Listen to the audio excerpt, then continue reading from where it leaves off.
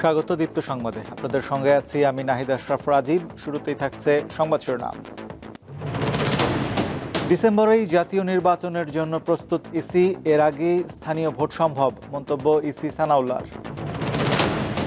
১৩ বছর ধরে বিচারহীনতার নিকৃষ্ট উদাহরণ সাগররুনি হত্যা মামলা, আলোর বার্তা দিলেন আইনজীবী। নয়া ক্লাসিকোর তকমা রিয়াল ম্যান সিটির লড়াইয়ে চ্যাম্পিয়ন্স লিগের প্লে অফে রাতে মুখোমুখি দুই দল।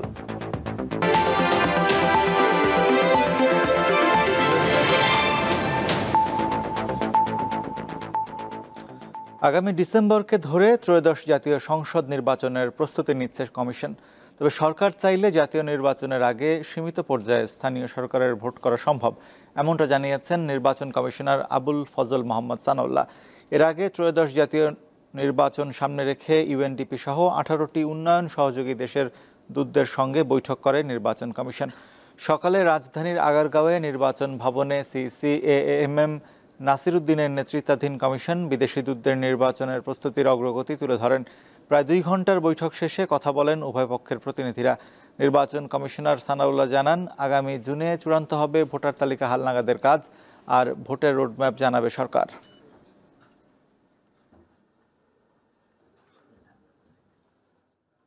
আমাদের বাস্তবতায় দুটো নির্বাচন একসাথে করা সম্ভব নয় এবং অতীতের অভিজ্ঞতায় দেখা গেছে সকল স্থানীয় সরকার নির্বাচন ফেজে করতে গেলে পারে প্রায় 1 বছর সময় লেগে যায়। তো এমত অবস্থায় যদি স্থানীয় সরকার নির্বাচন পুরোপুরিভাবে এভাবে করতে হয় তাহলে জাতীয় নির্বাচনের টাইমটা পিছিয়ে যাবে। কোন কোন ইনস্টিটিউশনের হবে এটা তো সিদ্ধান্ত নেবে সরকার। তখন আমরা বলতে পারবো, যদি ওই সিদ্ধান্তটা জানি তখন বলতে পারবো যে এটা জাতীয় নির্বাচনকে প্রভাবিত করবে না করবে না, তার আগে সম্ভব না। হ্যাঁ, ওই যে বললাম এই কন্ডিশনগুলো অ্যাসেস করে নিতে পারি সম্ভব।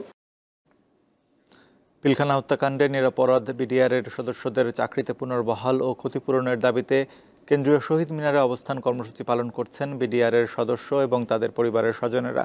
বিষয় জানাতে কেন্দ্রীয় শহীদ মিনার থেকে যুক্ত হচ্ছেন সহকর্মী লাবণী ঘোষ। লাবণী, কর্মসূচি থেকে বক্তারা কি বলছেন? পিলখানা ট্র্যাজেডি নিয়ে তাদের মতামত কি?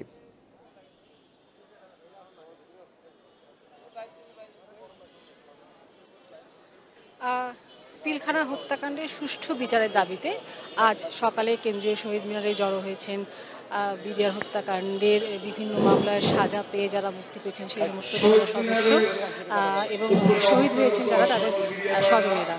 তাদের অন্যতম দাবি হচ্ছে যে তাদের ক্ষতিপূরণ দিতে হবে, চাকরিতে পুনর্বহাল করতে হবে এবং যে 57 জন সেনা কর্মকর্তা সহ 10 জন বিডিআর সদস্য সহ 74 জন নিহত হয়েছেন সেই হত্যাকাণ্ডের সুষ্ঠু বিচার দাবি করেছেন তারা। সকালের অনুষ্ঠানে এসেছিলেন বৈষম্যবিরোধী ছাত্র আন্দোলনের অন্যতম সমন্বয়ক মাহিন সরকার। তিনি বলে গেছেন যে আজ সারাদিন অবস্থান কর্মসূচি তারা পালন করবেন এবং কাল দুপুর 12টার মধ্যে যদি কোনো সুরাহা না হয়, সরকারের পক্ষ থেকে কোনো যদি আশ্বাসের বাণী শোনা না যায়, তবে তারা কঠোর আন্দোলনের জন্য। আমরা এই প্রসঙ্গে একটু কথা বলবো যারা এই আন্দোলনের সাথে এখন যুক্ত, তাদের সাথে আপনাদের সাথে কথা বলছি আমি একজনের সাথে। আপনি তো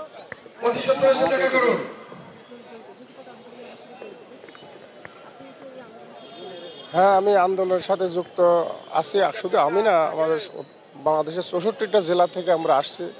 আমাদের ন্যায্য দাবি অধিকার আদায়ের লক্ষ্যে আমরা আসছি। আচ্ছা, আমি বিডিআর কল্যাণ পরিষদের কেন্দ্রীয় প্রচার সম্পাদক। আমি বিশদভাবে আর আলোচনা করব না। গত 5 আগস্টের পরে আপনারা অলরেডি জানেন আমাদের 2-3টা বা 5-6টা ন্যায্য দাবি নিয়ে আমরা গত 7 মাস যাবৎ আমরা সুশৃঙ্খলভাবে বিভিন্ন ধরনের আন্দোলন করে আসছি। সেটা অনলাইনে আপনারা অলরেডি জানেন। এরপরে আমরা বিজিবি প্রধান, সেনাবাহিনী প্রধান, স্বরাষ্ট্র এবং আইন উপদেষ্টা, প্রধান উপদেষ্টা বরাবর আমরা স্মারকলিপি প্রদান করি। এই পর্যন্ত আমাদের দাবি দেওয়াগুলো নিয়ে সরকারের তরফ থেকে কোনো ফিডব্যাক পাই না। যাই হোক, আজকে আমরা শহীদ মিনারে অবস্থান করছি একটা কারণেই। আপনারা অলরেডি জানেন 2009 সালে ঘটে যাওয়া অনাকাঙ্ক্ষিত ঘটনা, সাথে শেখ হাসিনা সরকার ঘটনা করছে 2009 সালে, অথচ ঘটনা ঘটে যাওয়ার পরে 2010 সালে সংসদে একটা কালো আইন তৈরি করে 18টা স্পেশাল কোর্টের মাধ্যমে সারা বাংলাদেশ থেকে ঢাকার বাইরে 48টা এবং ঢাকার ভিতরে 6টা টোটাল 54 স্থাপনা বিদ্রোহের খেতাব দিয়ে বিভিন্নভাবে জেল জরিমানা এবং চাকরিচ্যুত করেছে। জি, আমার জেল হয়েছিল 6 মাস। জেলের পর আমি বেরোয় আসছি যাতে আমাদের সবার 18,519 জন বিডিআরের যাতে আমরা সুযোগ সুবিধা সহ চাকরিতে পুনর্বহাল হতে পারি, এটাই আমাদের মূল দাবি। রাজীব, কেন্দ্রীয় শহীদ মিনার থেকে এই ছিল আমার কাছে সর্বশেষ। রাজীব। লাবণী গুহ, আপনাকে ধন্যবাদ। সংস্কার কমিশনের দেয়া প্রস্তাবগুলো বিবেচনা করে রাষ্ট্র পুনর্গঠনের কাজ এগিয়ে নেওয়া হবে। এতেই জুলাই গণঅভ্যুত্থানের যে প্রত্যাশা তার অনেকটাই অর্জিত হবে বলে জানিয়েছেন যুব ক্রীড়া উপদেষ্টা আসিফ মাহমুদ সজীব ভুঁইয়া। সকালে ঢাকা বিশ্ববিদ্যালয়ের খেলার মাঠে 3 দিনব্যাপী তারুণ্যের উৎসবের উদ্বোধন করে তিনি এসব কথা বলেন। এবারের উৎসবের প্রতিপাদ্য নতুন বাংলাদেশ গড়ার লক্ষ্যে এসো দেশ বদলাই, পৃথিবী বদলাই। এ সময় ঢাকা বিশ্ববিদ্যালয়ের উপাচার্য অধ্যাপক নিয়াজ আহমেদ খান বলেন, বিগত দিনগুলোতে দ্বিধাবিভক্ত রাজনীতি করে শিক্ষা প্রতিষ্ঠানগুলোকে ধ্বংস করে দেওয়া হয়। আগামীতে এমনটা যেন আর না হয় সেজন্য তরুণদের কাজ করার আহ্বান জানান তিনি।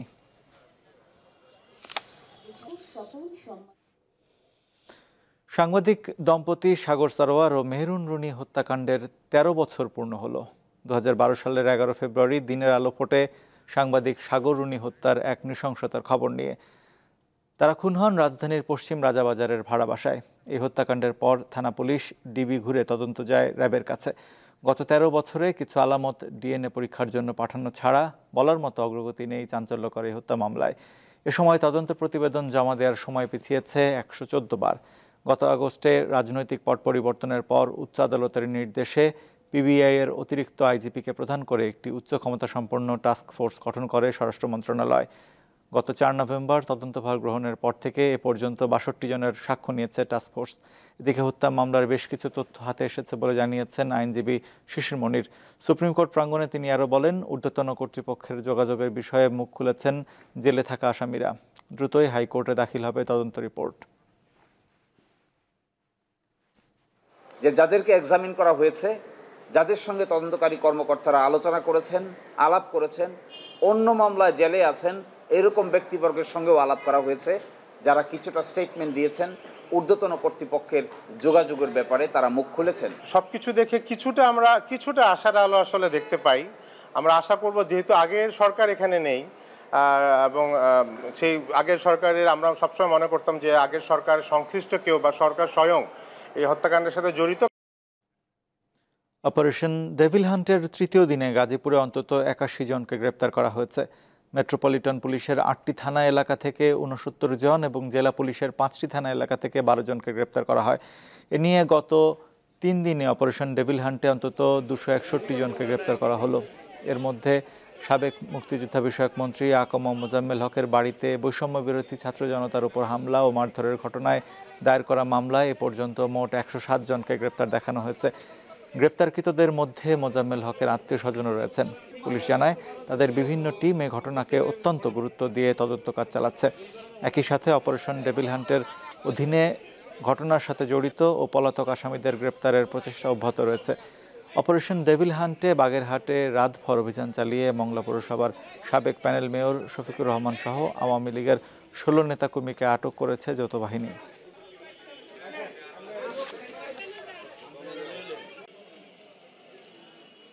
আন্তর্জাতিক প্রসঙ্গ। ইসরায়েলি জিম্মিদের মুক্তি আপাতত স্থগিত রাখার ঘোষণা দিয়েছে ফিলিস্তিনের স্বাধীনতাকামী গোষ্ঠী হামাস। তেল আবিবের বিরুদ্ধে যুদ্ধবিরতি চুক্তি ভঙ্গের অভিযোগ এনে সোমবার হামাস এই ঘোষণা দিয়েছে।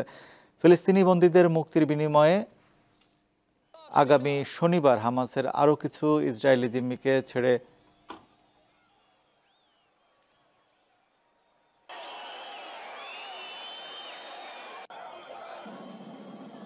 দেওয়ার কথা ছিল। তবে হামাস অভিযোগ করেছে, শান্তি চুক্তির পরও গাজাবাসীর ওপর হত্যাযজ্ঞ চালাচ্ছে ইসরায়েলি সেনারা। এছাড়া চুক্তি অনুযায়ী গাজায় ত্রাণ পৌঁছাতে দিতেও ইসরায়েল ব্যর্থ হয়েছে বলে অভিযোগ হামাসের। এমন অবস্থায় যুক্তরাষ্ট্র প্রেসিডেন্ট ডোনাল্ড ট্রাম্প সাফাই গাইছেন, ইসরায়েলের পক্ষ নিয়ে হুঁশিয়ারি দিয়েছেন, শনিবারের মধ্যে সব ইসরায়েলি বন্দীদের ছেড়ে না দিলে শান্তি চুক্তি ভেঙে যেতে পারে।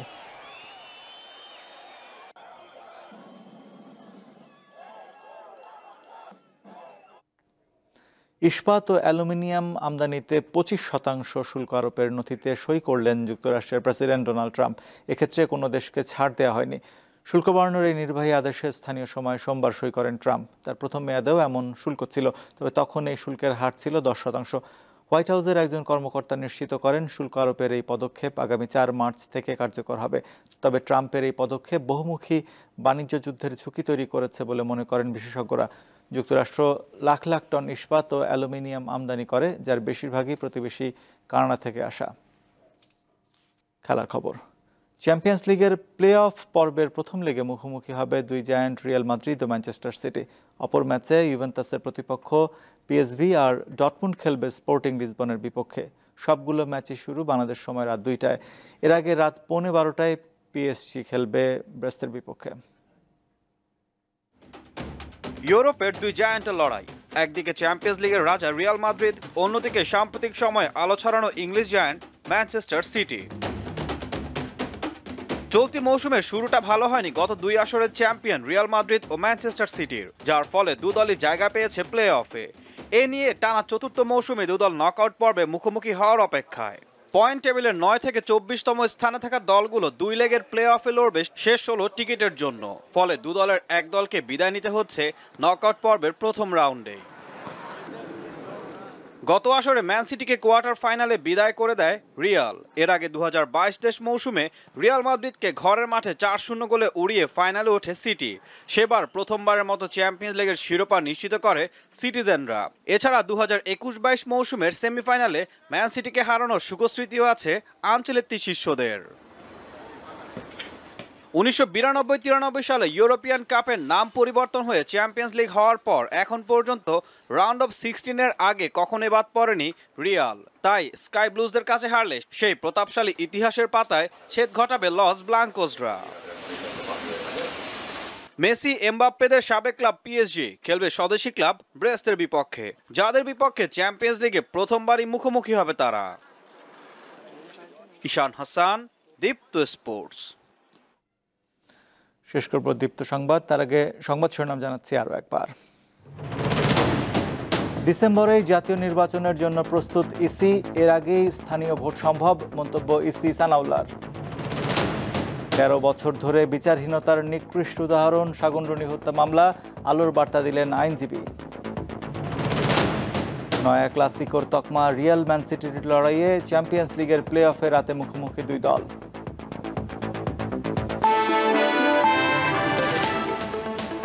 এই ছিল এখনকার মতো। আমাদের পরবর্তী সংবাদ বিকাল 4টায় দীপ্ত স্পোর্টস দেখার আমন্ত্রণ রইল। এছাড়া আরও তথ্য বিনোদনের সংবাদ পেতে যুক্ত থাকুন দীপ্ত টিভির ডিজিটাল প্ল্যাটফর্মগুলোতে। ধন্যবাদ সবাইকে।